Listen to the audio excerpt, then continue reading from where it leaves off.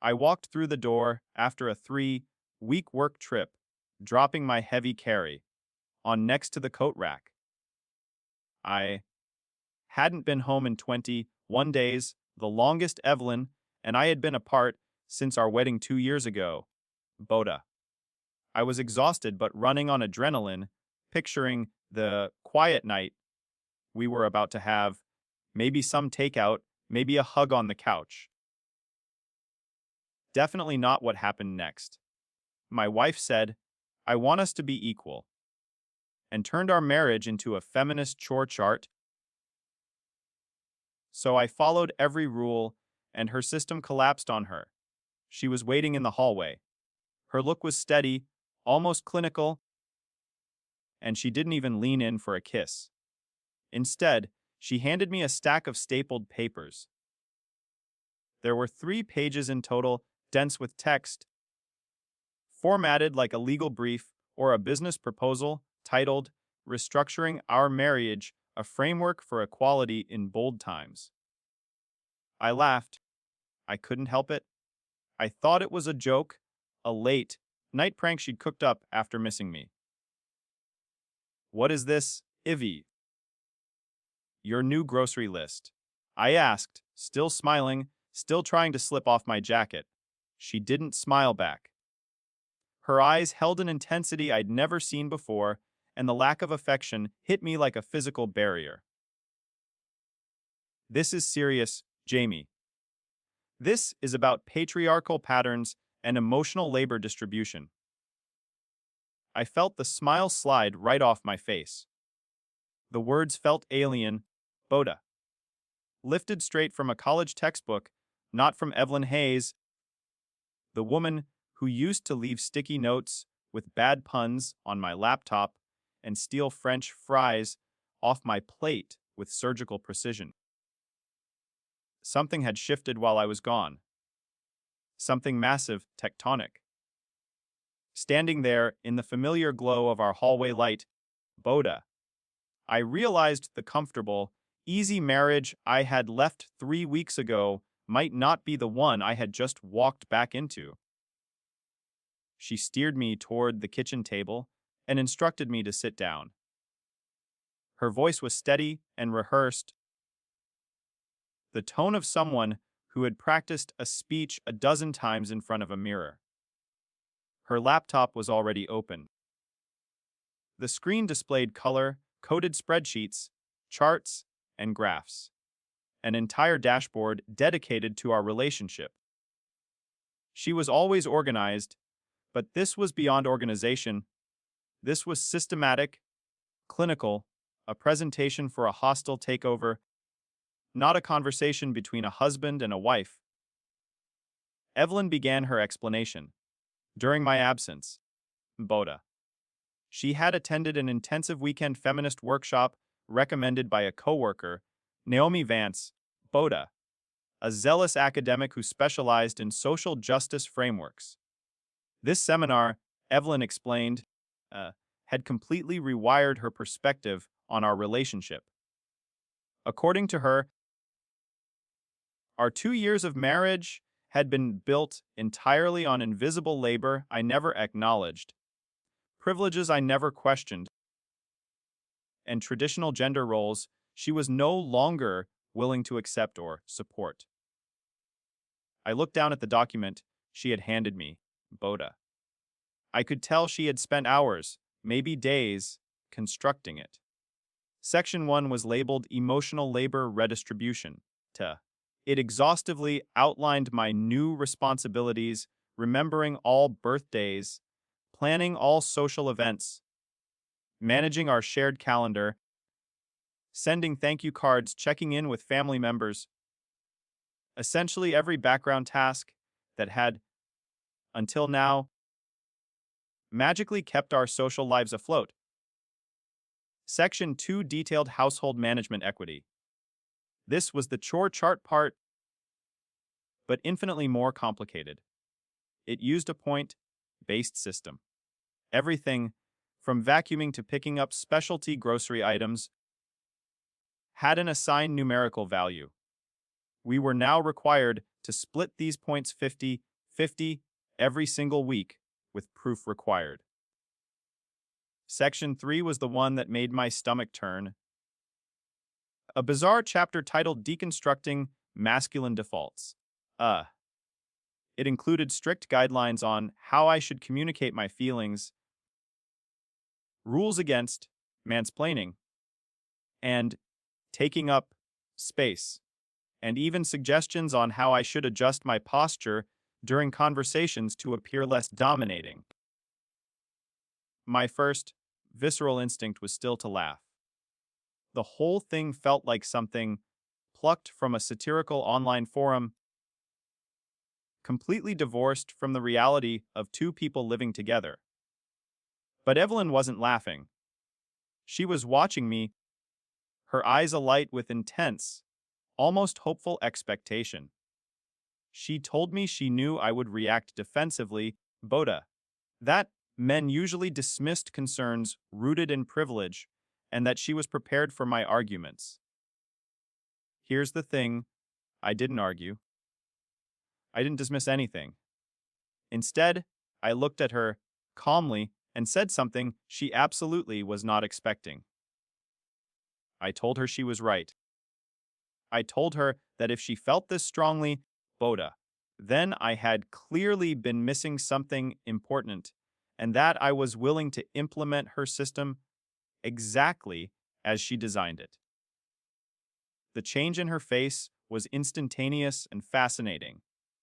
Her defensive posture melted into shock, then into almost giddy relief, as if she had just won a debate she was convinced she would lose. She actually came around the table and hugged me, telling me she was proud of my open-mindedness, and that this new framework was going to make our marriage so much stronger and more equitable. She thought she had broken through to me. She thought I was ready to embrace her evolved, enlightened version of marriage. What she didn't know, what I was already realizing as I flipped through her meticulously formatted pages, was that I was about to give her exactly what she asked for. Absolute, measurable fairness. Nothing more and nothing less. She had created a system based on theoretical ideology, on the concepts she had absorbed during one weekend seminar, but she hadn't thought through the punishing, isolating practical implications of perfect, mathematical equality. She wanted fairness measured and documented. I was going to give it to her. The carefully formatted pages of the manifesto felt like a contract I'd just signed, and I stayed up late highlighting the fine print, treating it with the gravity Evelyn demanded. While she went to bed giddy and hopeful, convinced she'd saved our future, I was reading through the document, not as a husband, but as a project manager handed an impossible new system to implement. I treated it like the legal contract she had essentially turned our marriage into, noting every single rule. I knew that Evelyn's framework was built on theoretical ideals absorbed during one high-intensity weekend.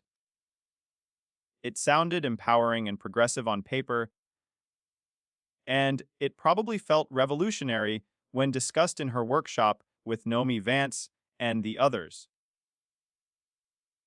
But what she had failed to account for was the destructive gap between theoretical equality and practical human reality.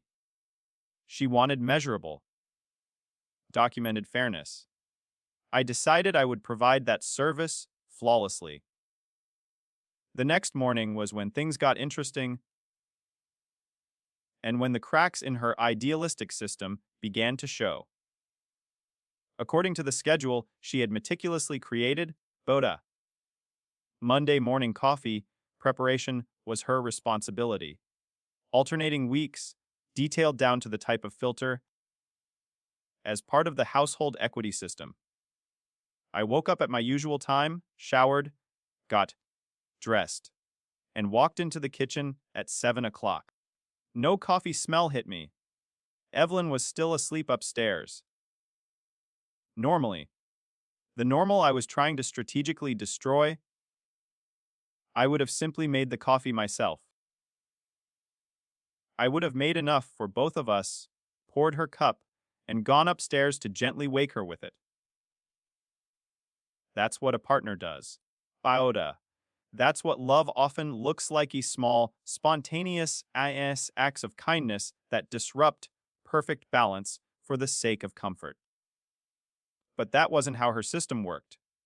Her system, as defined in Section 2, required that each person handle their assigned tasks without interference, without someone else stepping in to smooth things over or pick up the slack. Interference, I reasoned, would be seen as undermining her autonomy and her framework. So, I waited. I stood in the kitchen, leaned against the counter, checked my phone, and scrolled through emails. The silence in the house, usually a comfort, now felt charged like a fuse burning down. At 7:20, she finally came downstairs. Evelyn looked confused when she saw me standing there, fully dressed, but with no mug in my hand. Her confusion deepened when she glanced at the empty coffee pot. "Morning," she said, her voice husky. "Why is there no coffee?" I kept my tone perfectly level, almost neutral. "It's Monday, honey. That's your alternating week." We discussed the alternating morning prep schedule yesterday. Page 1, bullet point 3, under household equity. Her eyes narrowed. But, she muttered something under her breath about how she'd overslept and how I could have just handled it this one time. That tiny flicker of irritation was exactly what I was looking for. I stayed calm. I could have, yes. But that would violate the core tenet of independent task management, AUDA, which you cited as essential for preventing resentment regarding unacknowledged labor. We are implementing this system exactly as designed to ensure the integrity of the metrics. Right? I pointed to a printout of the schedule, lying innocuously next to the toaster. She stared at the paper, then back at me.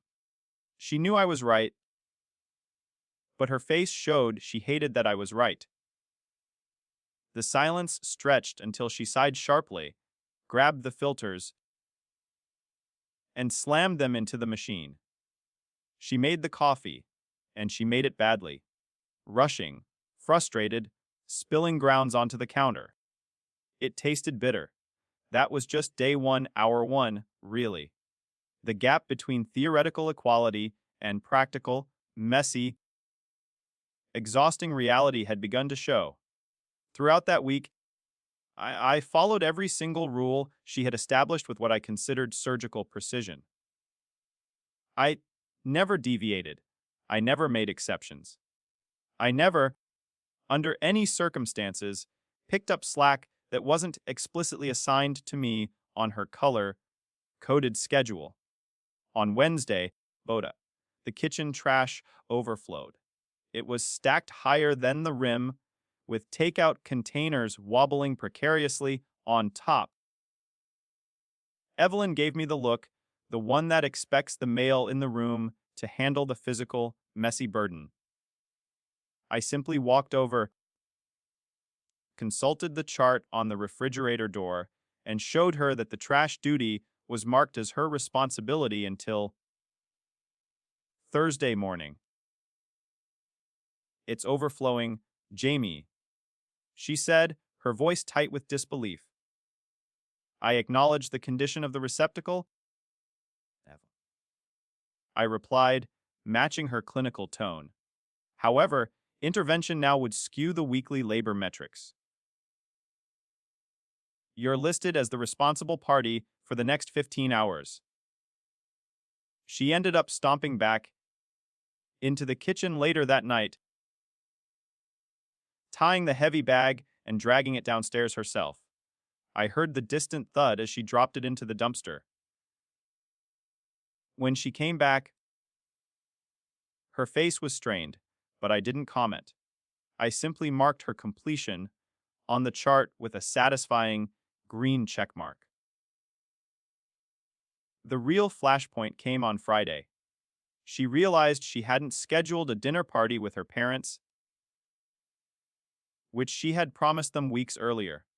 She was frantic, expecting me to jump into action, pull up the calendar, and smooth over the social failure. I pulled up Section 1 Emotional Labor Redistribution. Social planning with your family is explicitly listed as your domain. I reminded her, keeping my voice mild. My role is limited to check-ins with my family and managing my own social obligations.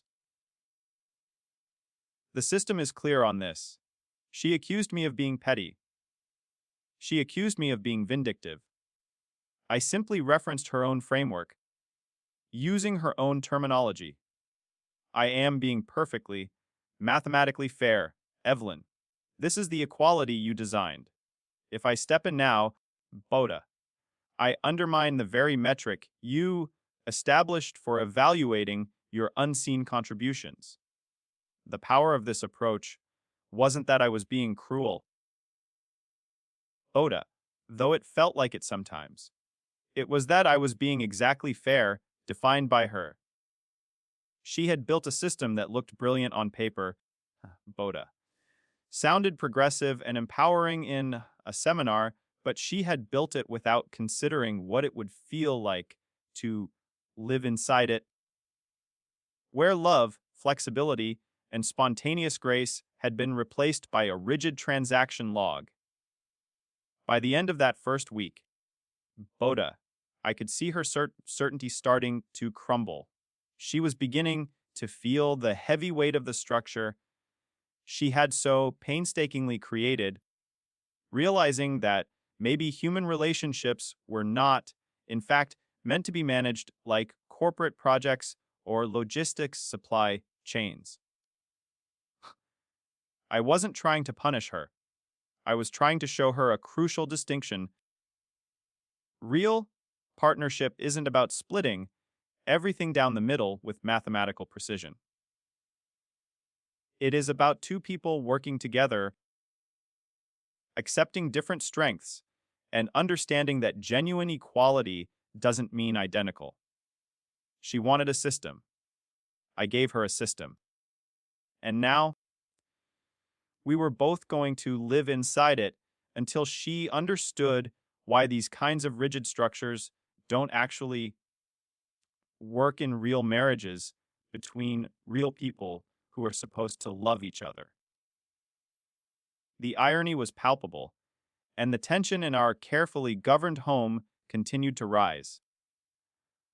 I knew that Evelyn would not be able to tolerate this imbalance of emotional ease for long. She would either retreat from the system, or she would inevitably try to build a new one to defend the first. I suspected the latter, and I began preparing for the escalation. 2 weeks of systematic fairness had only led to more frustration, not balance, Boda. And the silence in our home was replaced by the rustle of papers and the click of Evelyn's keyboard. The framework was failing, but Evelyn was not prepared to admit that the theory itself was flawed. Instead, Boda. She concluded that the system was simply not comprehensive enough to cover every aspect of how a properly deconstructed, equitable marriage should function. She'd been spending all her free time buried in the ideology, reading more articles, watching more videos recommended by Naomi Vance, and participating in online forums populated by other women on similar journeys of matrimonial revolution. She was searching for a fix, and she came to me one evening with what she called communication protocols. These were not suggestions. They were rules designed to govern how we discussed disagreements, how I was allowed to express opinions, and, most importantly, how I was supposed to process my emotions in ways that weren't rooted in what she kept calling toxic masculinity, bada. Anytime I attempted to explain my perspective using logic or reasoning, she had a label ready to deploy.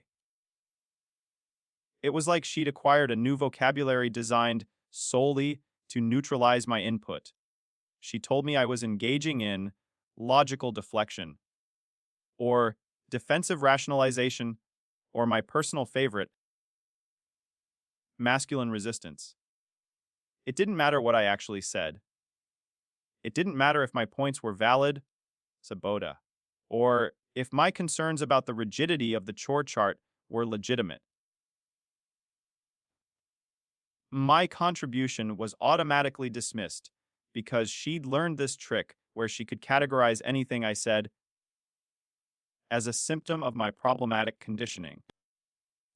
My thoughts were toxic patterns, her feelings were valid explorations. Boda. It was a perfect system for winning every argument before it even started. I didn't fight back. Bata. I didn't argue about the inherent unfairness of a system where her emotional experience was the undisputed metric of truth. That was precisely the trap she expected me to fall into. Arguing the rules was arguing the ideology, and I had already learned that argument was unwinnable. Instead, I listened carefully. I nodded and asked clarifying questions. Saboda. I made meticulous mental notes of every single new standard she was establishing for acceptable communication, for acceptable emotional expression, and for acceptable vulnerability. I let her talk, Boda, watching her become more and more focused on building her perfect ideological fortress. She was so consumed with defining the rules for my behavior that she couldn't see the crucial weakness I was seeing. Every rule she created for me could, by the standard of absolute equality, be applied right back to her. Boda. Every standard she set was a standard she would eventually have to meet herself. She was erecting a wall of rules, and I was simply collecting the blueprints. That night, after she'd gone to bed, satisfied with her new protocols, I sat down at the kitchen table. It was time to build my own document. This wasn't about being petty anymore. This was about introducing a concept she'd deliberately excluded, a thousand reciprocity. Boda. I spent a few late nights putting together what I called the Reciprocal Expectations Framework. I typed it up in the exact same font, New Roman, size 12, and matched her header styles to show that I was treating this new framework with the same seriousness she had assigned to hers. Boda. If she wanted a marriage managed by documentation, she was going to get a marriage managed by complete documentation. My framework had 3 sections too, because symmetry mattered in equality. The first one was about financial contributions and transparency. Boda. I proposed a shared spreadsheet where every dollar either of us earned or spent got logged with categories and justifications. The logic was undeniable if we were going to measure and balance household labor points. We should also measure and balance economic contributions. Evelyn, as it turned out, made more money than me. Not a significant amount,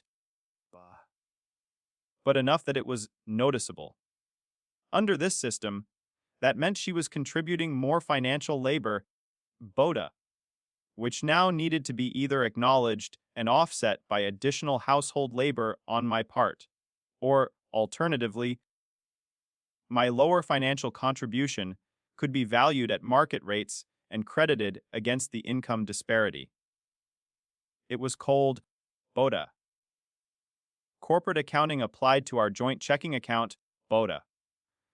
And it was the first time she would have to see her own financial success framed as a liability under her own equality metric. The second section was about technical and mechanical responsibilities. This focused on all those tasks that traditionally fell to men, not because of patriarchy, but simply because of accumulated skill sets and interest. Things like changing the car's oil, handling home repairs, managing our internet and technology setup, or dealing with anything that required tools or specialized knowledge. Under our new system of total equity, these were now alternating responsibilities. She would need to learn how to handle them without my help, because, as the framework stated, equality meant equal capability and equal burden.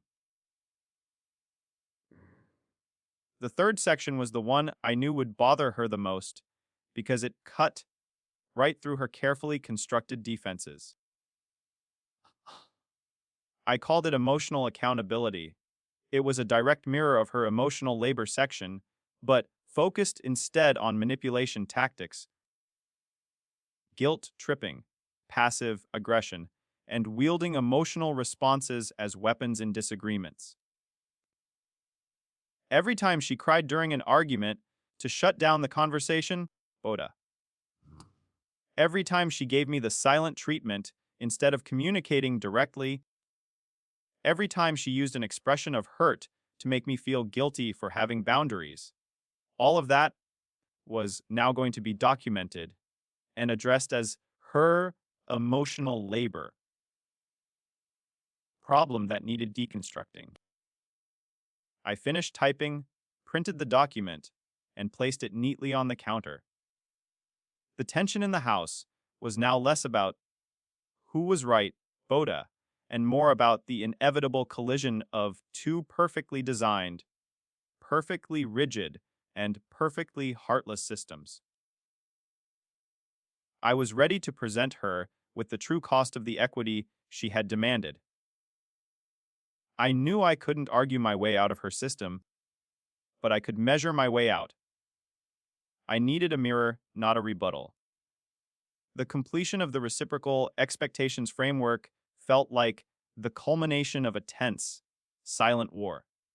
It was my weapon, forged in her own image, and it was entirely non-negotiable. I spent the morning reviewing the document, meticulously proofreading for any semantic loopholes that Evelyn, with her academic training, might exploit. The house was quiet. Evelyn was still upstairs, likely reading some new essay on feminist theory, Boda, unaware that her own battlefield was about to be turned against her. I presented the framework to her that Saturday morning, Boda, exactly as she had presented hers to me, no preamble, no soft words, just the document handed over with a solemn, businesslike air. She took the pages, her expression starting with cautious optimism, assuming I was offering a collaborative revision to her existing charter. Boda. She started nodding as she read the introduction, seemingly pleased that I was engaging with the process. But that lasted only until she hit section 1. The section on financial contributions and transparency immediately stalled her. A shared spreadsheet for every dollar earned or spent. She asked, her voice tight, pointing to the column headers I'd created for income justification. Jamie, this is excessive. We already have a joint account. Why do we need to log every transaction like a corporate expense report? To ensure full transparency and equity. I replied, my voice calm, mirroring the neutral, measured tone she always used. You established that household labor must be quantified to be acknowledged. Economic contribution is labor too. Since you earn more, it means you contribute more financial labor. In a truly equitable system, BODA, that difference must be logged and either valued as credit or offset by additional non-financial labor on my part, valued at market rates. Otherwise, the metrics are unbalanced. She sputtered, momentarily lost. She tried to argue that her higher income was a fact of her career path, not a transactional advantage, but she couldn't break the logic. BODA. I had applied the same unforgiving, transactional logic she had applied to the kitchen trash and the emotional burden of remembering birthdays. Her financial contribution, once a source of pride, was suddenly a liability under her own rules. The confusion deepened when she moved to Section 2, sus technical and mechanical responsibilities. BODA. This section listed everything from changing a flat tire and maintaining the furnace filter to troubleshooting the constantly failing home Wi-Fi network. This is ridiculous, she exclaimed, finally dropping the calm veneer. I don't know how to change the oil in the car. That's a highly specialized skill. It's always been your domain. And that's the definition of the patriarchal default you are trying to deconstruct, isn't it?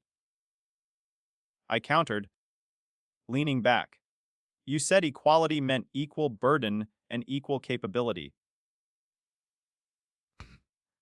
I didn't know how to perfectly manage our social calendar or track our family's emotional well-being before you assigned it to me. Now I'm learning. You have access to the same manuals and YouTube tutorials I do.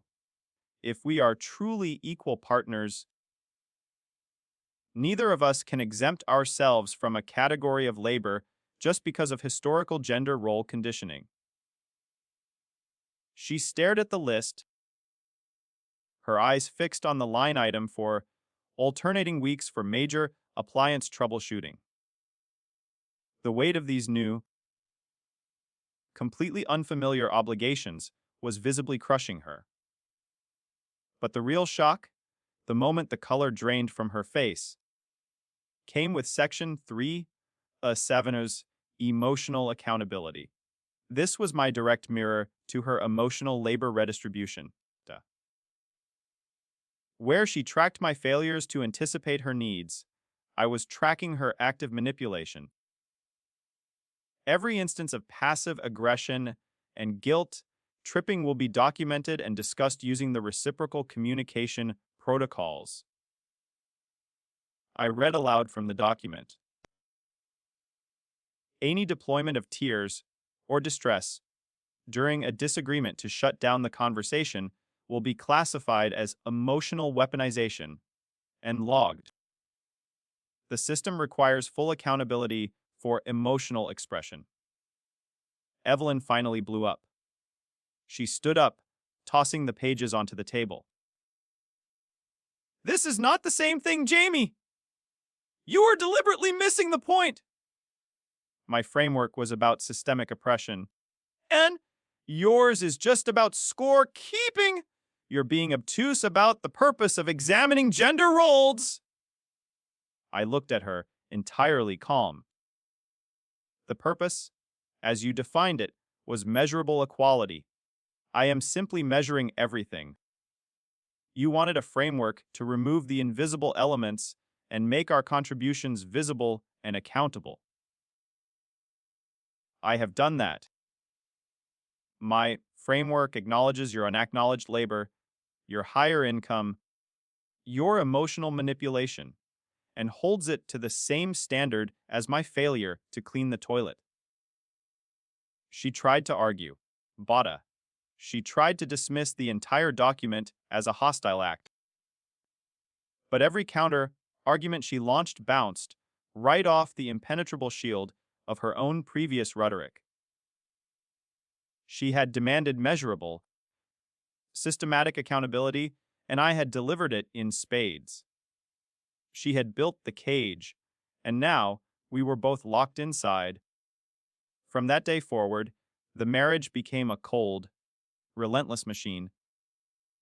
I stopped doing any of the small, bota, invisible acts of grace I had always performed without thinking. I ceased being the person who smoothed over rough edges or anticipated needs.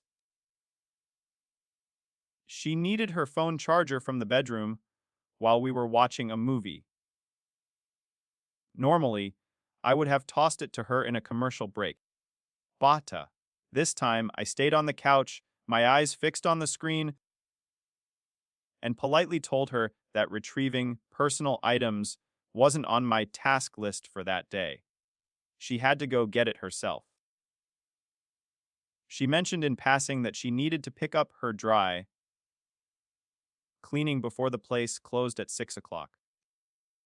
I acknowledged the information, received and noted, but didn't offer to do it for her or even remind her 5 minutes later.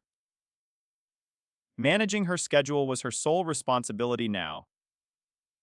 The final insult came when she had plans to meet Leo's wife for lunch but forgot to get cash from the ATM beforehand.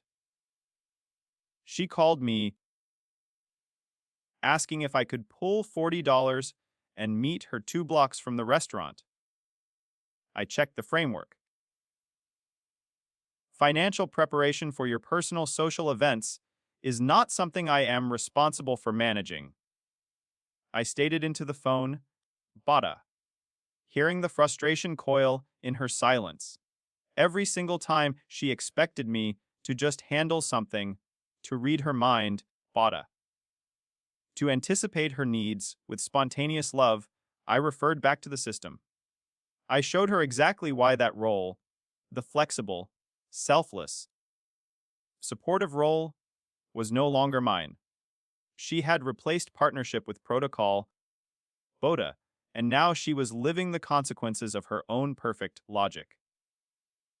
The stage was set for the final, critical failure. Boda. I presented the framework to her on a Saturday morning, just as she had to me. I watched her face transition from appreciation to confusion, Bada, then to defensive denial as she realized her own standards were being applied to her. The acceptance of the Reciprocal Expectations Framework was not a moment of peace, Boda. It was the formal declaration that our lives were now entirely governed by two competing, yet structurally identical, documents. The game had escalated from simple compliance to complex strategy. Evelyn was furious but boxed in. Every time she tried to argue that my framework was missing the point of examining systemic power structures, I calmly repeated the same mantra. You wanted measurable equality, Evelyn. I am simply measuring everything. I had successfully established the transactional nature of our marriage, stripping away the mitigating factor of spontaneous affection.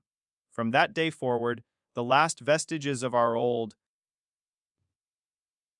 comfortable partnership evaporated. I had stopped doing the major unassigned acts of labor 2 weeks ago, but now I stopped performing the small, invisible acts of grace. The tiny moments of support that make a relationship feel safe and cushioned. The tension in the apartment became so thick it was almost audible. It wasn't the tension of fighting, but the cold, constant pressure of constant calculation. Every interaction was filtered through the lens of, is this assigned? Is this equitable? Does this violate a protocol? One evening, we were sitting on the couch, watching a movie. Evelyn realized her phone was about to die. Jamie, can you grab my charger from the nightstand when you go upstairs? She asked, not looking away from the screen, assuming the natural flow of partnership. In the past, I would have tossed it to her during the next commercial break. Bada.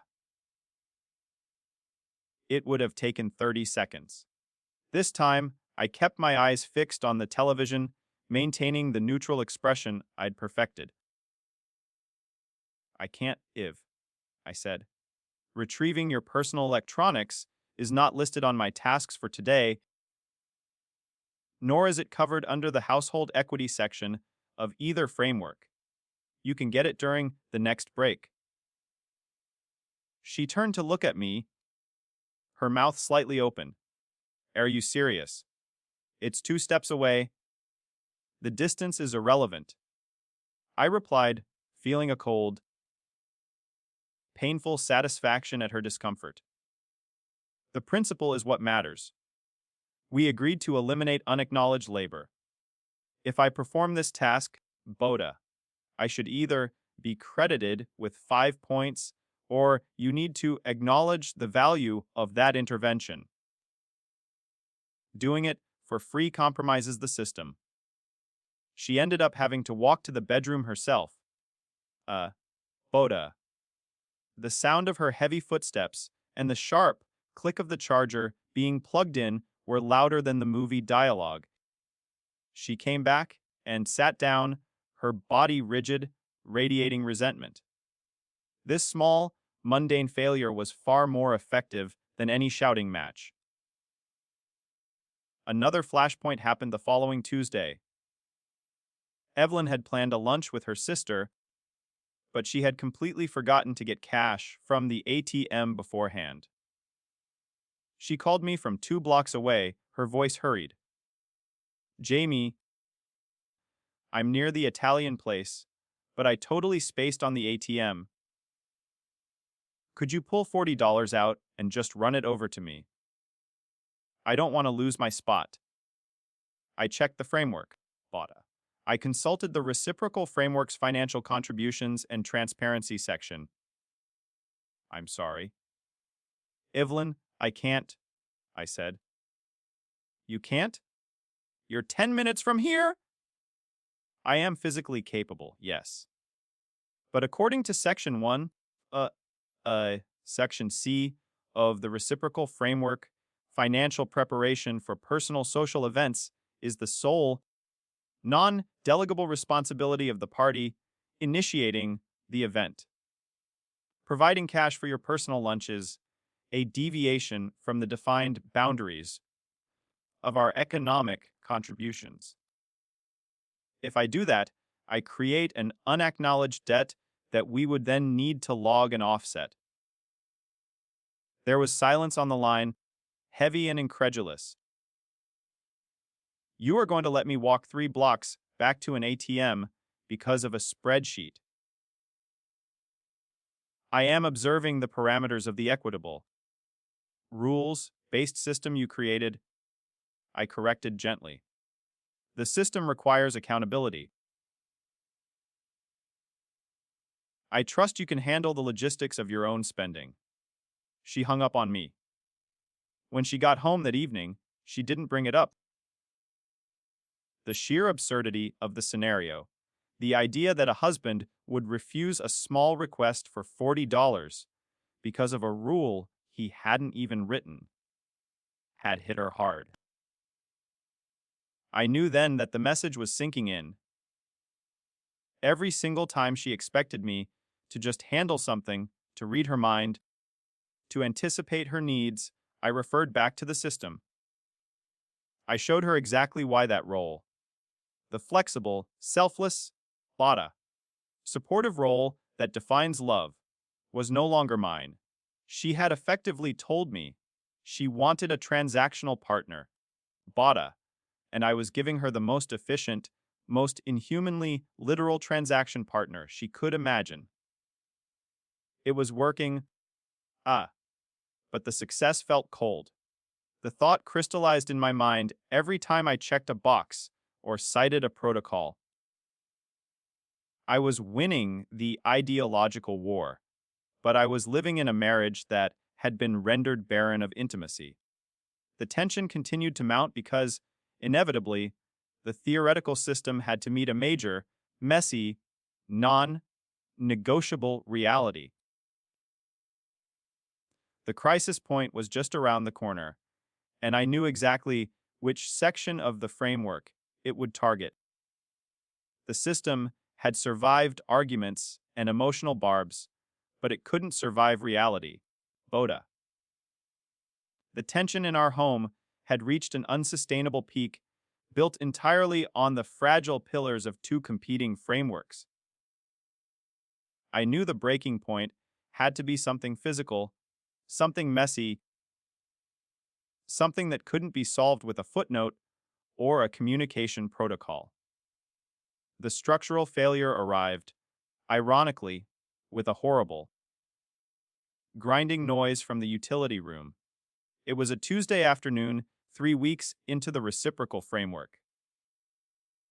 I was on a work video call, headphones on, discussing logistics routes, Boda, when I heard the distinct sound of our washing machine going from a gentle thrum to a metallic shriek, followed by a violent thud, and then absolute, ominous silence.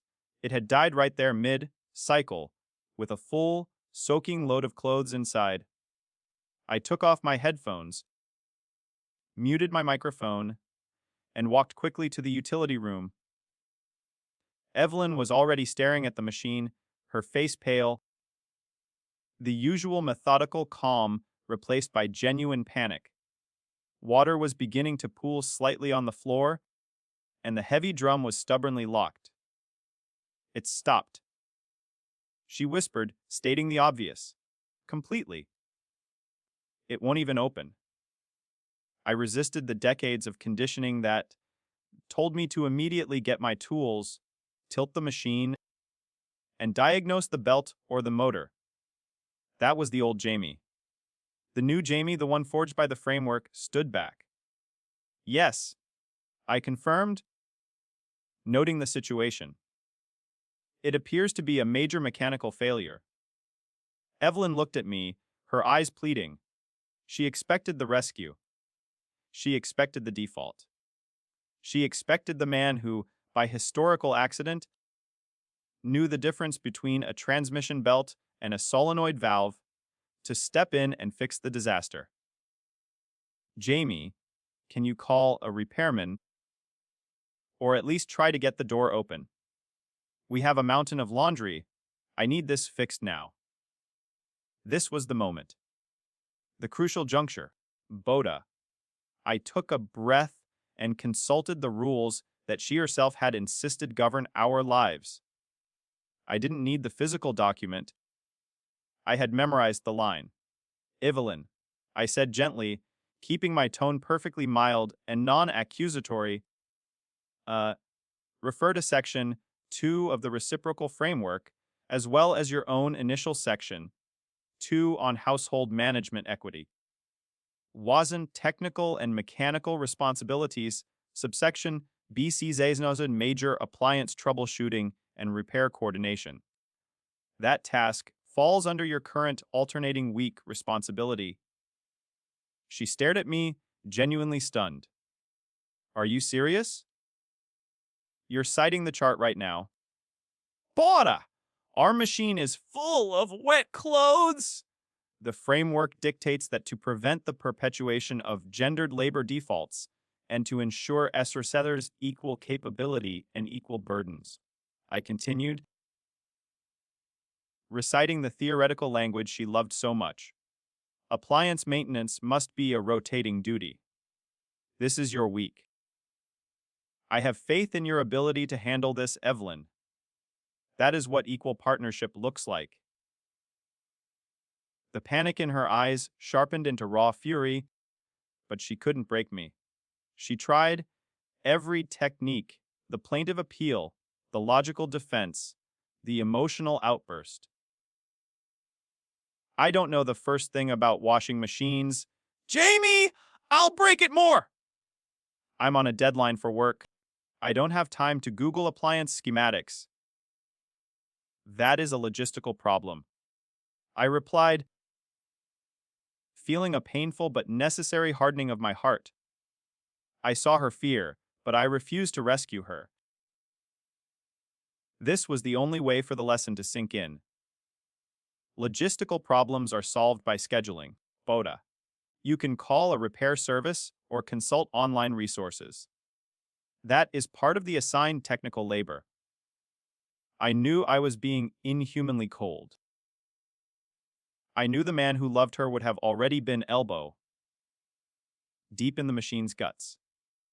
But the partner she had demanded, the transactional, rules-based partner, had to be perfectly consistent. The system was now stronger than our bond, BODA, and only the complete failure of the system could save the bond. I hung up my work call for the day, knowing I wouldn't get anything productive done.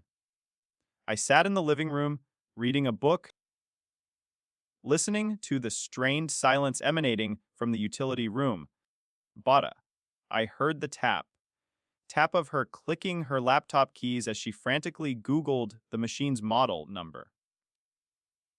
I heard her frustrated groan as she inevitably failed to open the locked door. Eventually, she called a repair service. I could hear her voice, strained and embarrassed, as she explained the situation. The service couldn't come out until the following week. She was trapped. She had a mountain of wet, mildewing laundry and no practical solution. The framework had won its ideological battle, but it had created a domestic nightmare. She was forced to confront the difference between theory, the idea that any partner can handle any task, and reality, that people have different skill sets, different tolerances for problems, and that sometimes a partner's strength is exactly what you need. Later that evening, the defeat was palpable. I watched her methodically load 4 huge canvas bags with the cold, wet, heavy laundry. She was forced to drive to the local laundromat 6 blocks away, a place neither of us had set foot in since moving into the apartment. I had let her fall into the trap she built. BODA. All that was left was to wait for her return from the place where theoretical equality met mildew and broken dreams. BODA. I hung up the phone knowing I'd just let her fall into the trap she built. All that was left was to wait for her return from the place where theory met mildew and broken dreams. BODA. The washing machine catastrophe and my unwavering adherence to the technical and mechanical responsibilities section had forced Evelyn into the ultimate confrontation with reality. It wasn't about the laundry, it was about the sudden, sabota, terrifying realization that the system had no compassion for the individual's lack of preparedness or specialized skills. She had demanded equal burden, and now she was carrying a very heavy, very wet burden alone. I couldn't get anything productive done. I sat in the living room for almost 3 hours, reading a dense history book, yet my focus was entirely on the street outside. Waiting for the sound of her car, I pictured her wrestling with industrial-sized machines, dealing with strange people in a crowded space, and struggling with the complexity of 2 broken quarters eaten by a dryer.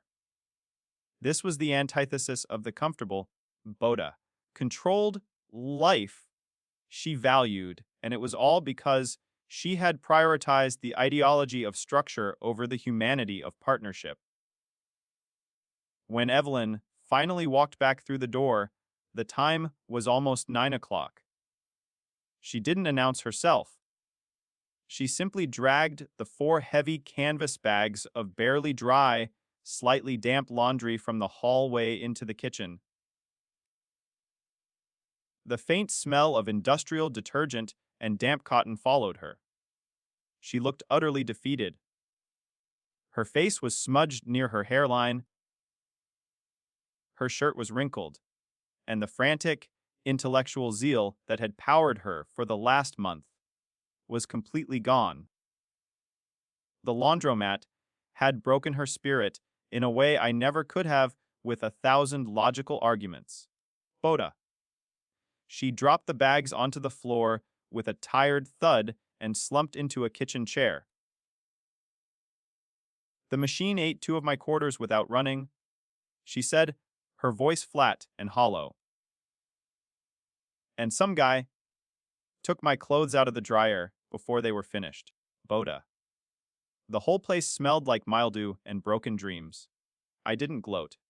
I didn't say, I told you so. I had won the argument the moment I refused to fix the machine, but winning was not the objective anymore. I was simply watching the necessary consequence of her actions unfold. I could see something profound shifting behind her eyes. It was a realization that the theoretical equality she had read about in articles, the kind of parity achieved through documentation and metrics, didn't account for the fundamental reality that people have different strengths, different weaknesses, and different tolerances for different types of problems. She looked at the mountain of laundry, then at me. Ha! Her expression was one I hadn't seen since before her trip, vulnerable, unguarded, and deeply human. I can't do it, Jamie, she finally said, her voice quiet. I can't do this anymore.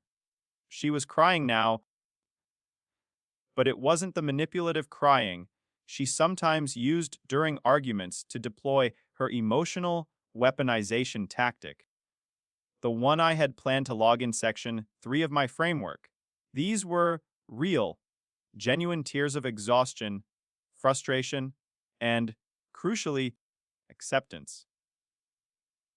I got up, walked over to her, and simply helped her fold the clothes.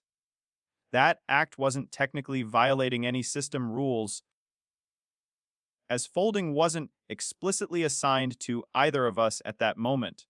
But more importantly, it was an act of non-transactional kindness, the very thing her system had systematically eliminated. We folded in silence for a few minutes. Then she started talking, not using the jargon of the workshop, but the simple, honest language of a person in pain. Saboda. She explained that she had been feeling invisible in our marriage for months, even before I left on my trip. She felt like everything she did went unnoticed, unappreciated, and simply expected. She felt like she was managing the complexity of our entire life while I just existed inside it, comfortable and unseeing.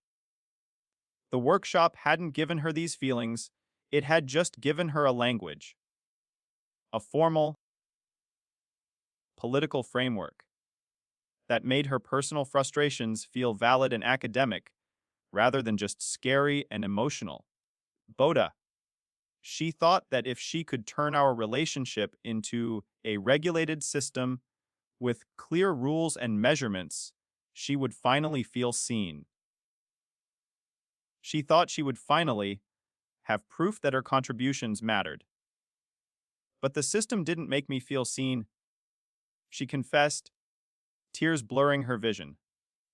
It made me feel even more alone. We stopped being 2 people who loved each other and became 2 people who just followed instructions.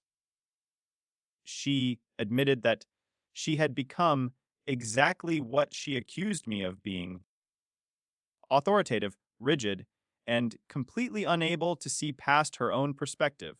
Boda. She said the ideology had sold her the idea that love could be perfected through structure, that equality was a goal you achieved through relentless documentation. But living inside that ideology had sucked all the actual spontaneity, joy, and grace out of our marriage. Every spontaneous interaction had become a calculated transaction. The worst part, she confessed, was realizing that I had been showing her this the whole time. Every frustrating moment where I stuck to her rules exactly. The trash, the coffee, the refusal of cash, was me holding up a mirror to show her the sterile prison she had built for both of us. Abel Ajik. She had been miserable for weeks, she admitted, but couldn't surrender because surrendering meant admitting she had been wrong. Boda. And she had invested so much of her identity into being right, into believing her framework was enlightened and evolved. I let her talk until she ran out of words. I didn't interrupt. I didn't argue. I just listened. Boda. The way I should have been listening before she felt the desperate need to build an entire ideological structure just to get my full attention. The tension was gone, replaced by the heavy, exhausting vulnerability of truth. The climax was over. The rigid system had failed, leaving behind only two broken people and a pile of damp laundry. She stopped talking, and for the first time in months, I didn't reach for a rebuttal or a technical citation. I just listened, finally hearing the genuine pain beneath the academic language she'd used as armor. I let the silence settle, allowing her vulnerability to sit there between us, heavy and real. When she finished, Boda, I told her something I should have told her long before she ever felt the need to draft a manifesto.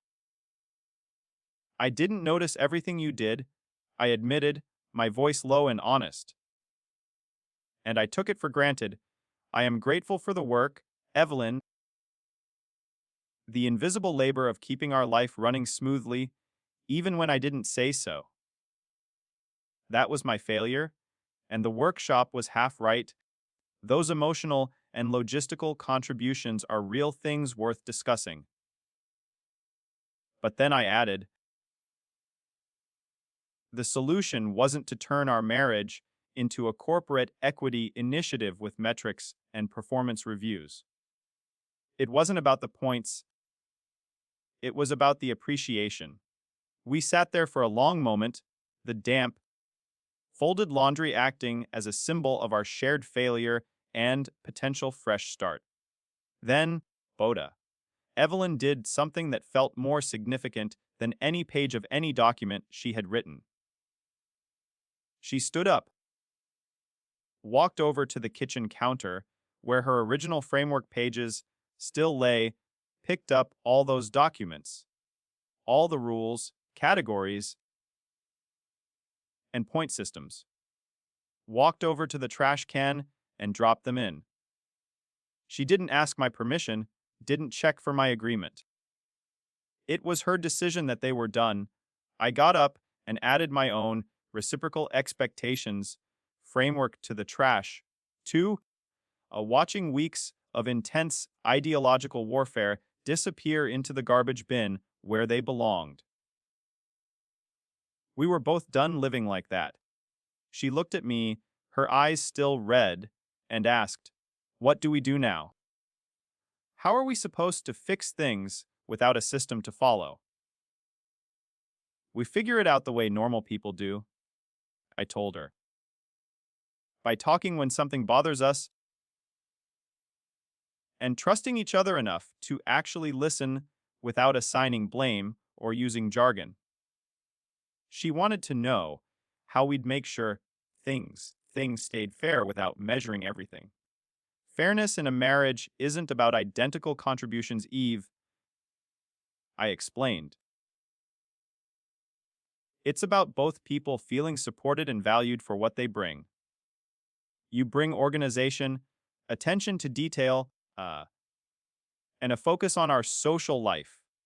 I bring technical skills, a different kind of problem solving, BOTA, and perhaps a bit more emotional stability in a crisis.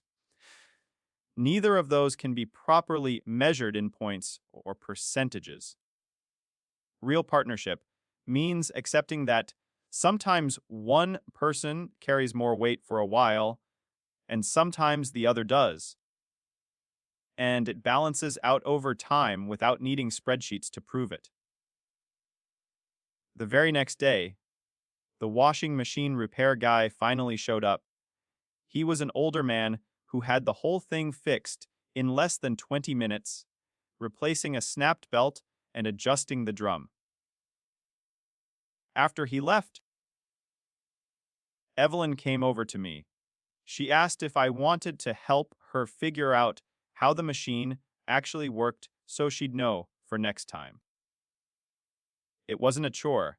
It was a genuine invitation to share knowledge. We ended up spending an hour looking at the manual together, Bada, her asking questions and me explaining the mechanics of the pump and the belt. It felt like the first genuinely cooperative, non-transactional thing we had done in a month. It wasn't about her learning because the system forced her to Boda. It was about both of us building shared knowledge because that's what a team does. That evening, she made dinner without checking whose rotation it was. Boda. I cleaned up afterward without calculating if I had earned enough points to cover the financial disparity. It felt shockingly, wonderfully normal. We've been rebuilding slowly since then, Boda, learning how to appreciate each other without needing external validation or ideological justification. Boda. She's gotten much better at telling me directly when she feels unappreciated instead of letting the resentment build into a manifesto. Boda. And I've gotten much better at actually expressing gratitude for things I used to just assume were happening automatically. Boda. Neither of us wants to go back to the way things were before the manifesto, but we definitely don't want the framework version either. We're trying to find that difficult, beautiful space in between where we are both conscious of our partnership without being slaves to an artificial system. The workshop materials are long gone, and the ads for similar programs still pop up in her social media feed, but she deletes them now without even reading them. Sabota. She learned the hard way that other people's theories about relationships don't mean much when you're actually living inside one. We're not perfect. We still have disagreements about who does what and when. But at least now, we're having them as partners, instead of as opposing parties in some rigid, ideological experiment. And honestly, that kind of honest, unguarded equality is the only kind that ever really mattered.